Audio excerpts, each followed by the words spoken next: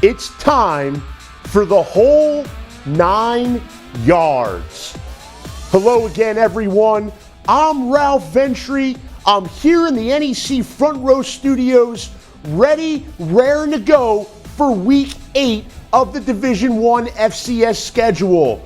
Well, the Week 8 docket, all 7 Northeast Conference teams are in action. Wagner will play an historic non-conference game, and then there are 3 NEC battles, including our featured game of the week on ESPN3. A lot of ground to cover, little time to do so. Diving right in right now to our No Huddle preview. We kick it off talking about Wagner's aforementioned matchup. Wagner, for the 5th time in 4 seasons, will face an FBS member. This week, it's independent Brigham Young University out in Provo, Utah. It'll be Wagner's first game in the state of Utah, the 17th different state that the Seahawks have played in over the program's history. It's anticipated that they'll play in front of the largest crowd in Wagner history. 2 seasons ago, they played in front of 35,000+ at Syracuse in the Carrier Dome. BYU, however, averaging more than 59,000 per game this season, and a large crowd is expected to watch the Cougars host the NEC's Wagner Seahawks. A little good news for Wagner heading into this one on the injury front. Left tackle Matt Diaz is ready to go and make his 2nd consecutive start. Diaz, your prototypical bookend tackle, a preseason All-Northeast Conference selection, was unavailable in any of the first 5 games due to a foot injury. The Seahawks will be happy to have him healthy when they go up against a fierce BYU front. The odds may not be in Wagner's favor, but stranger things have happened. This week, Wagner at Brigham Young. Continuing upfield into the conference play portion of the Week 8 docket, we go to Smithfield, Rhode Island. It will be St. Francis at Bryant. This is a key NEC matchup. St. Francis won its league opener last week, defeating Wagner handily. Meanwhile, Bryant evened its conference record at 1-1. After a loss at Central Connecticut, the Bulldogs came home and soundly defeated Duquesne 38-17. Both Bryant's quarterback Dalton Easton and running back Rico McCray excelled in the victory over the Dukes. Easton is the Northeast Conference leader in pass yards per game. McCray leads the circuit in rushing and is averaging 7.2 yards per clip. They'll pose quite the challenge to the SFU defense led by safety Lorenzo Jerome. The strength of the Red Flash defense appears to be in its secondary, with veteran Daquan Minter. Then there's the aforementioned Jerome. He has 2 interceptions on the season. And then Delando Boyd, he also has 2 picks on the year. In terms of individual coverage assignments, we're not exactly sure how that will shake out.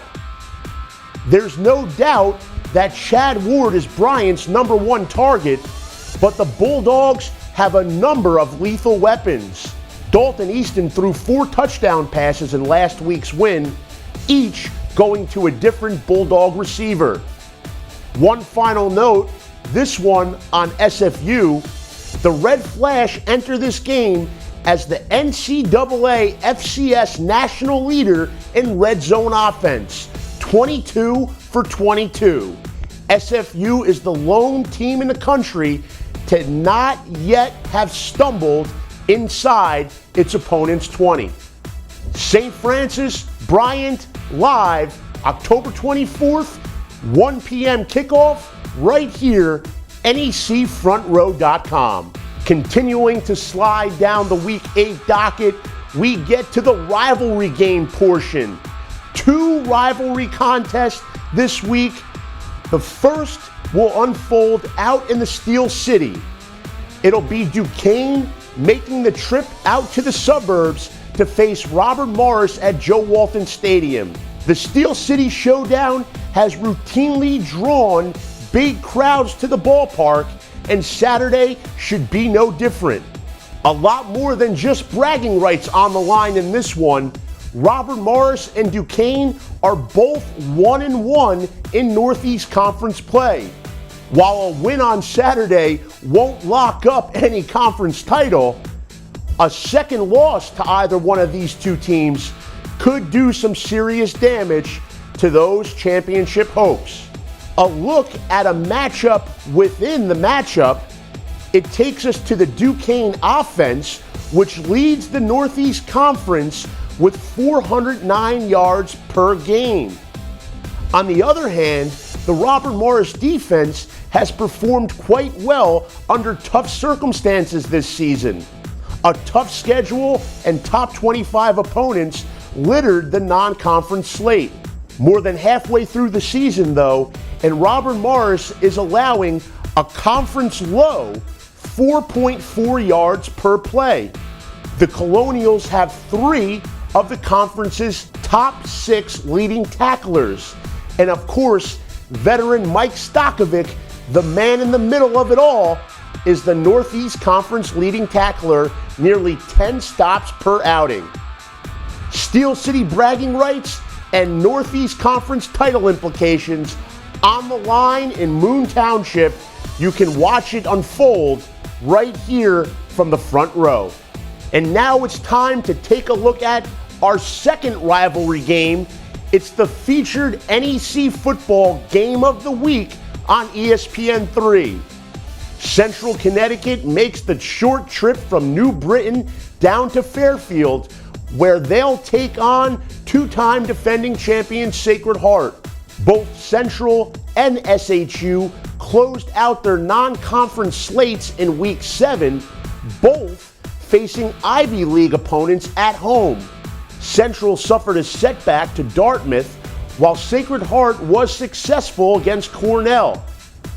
But now, the focus shifts to the ever-important Northeast Conference race. Sacred Heart, gunning for a third consecutive title, they're 1-0.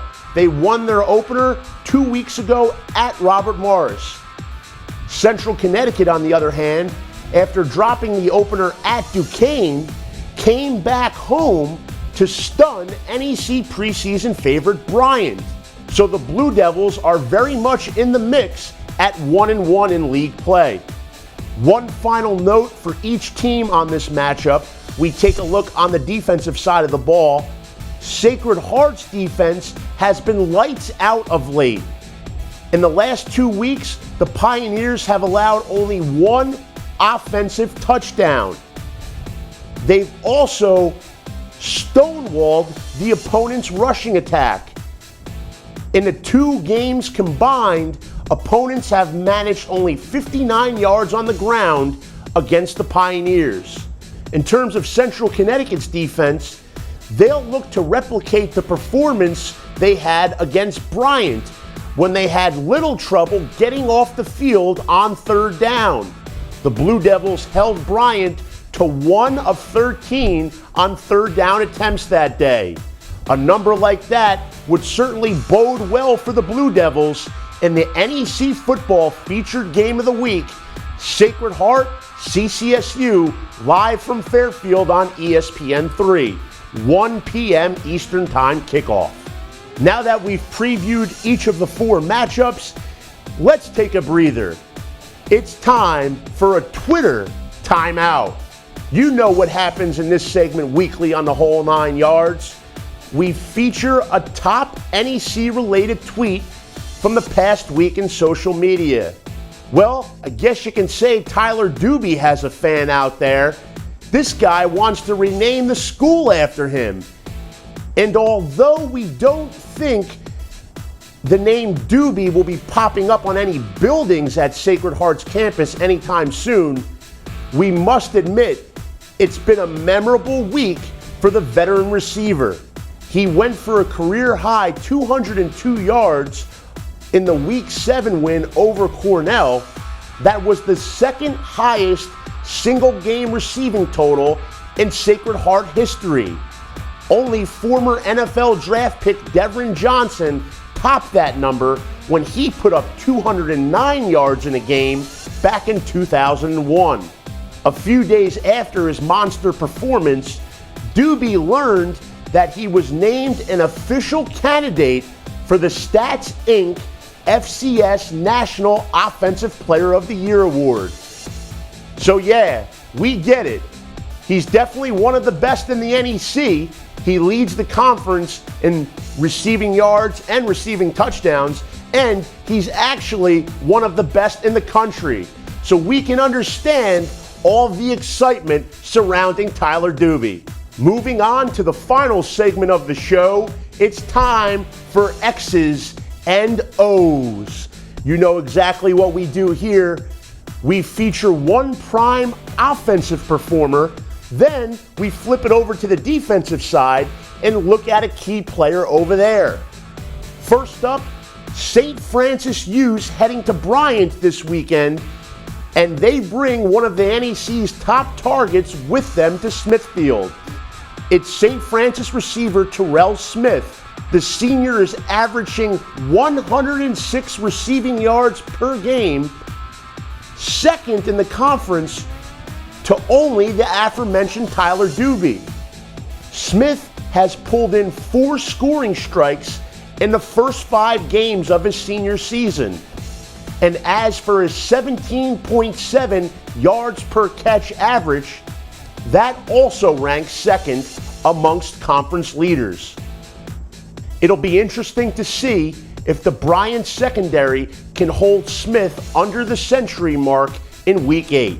Switching it over to the defensive side of the ball, it's Sacred Heart's Connor Caveney.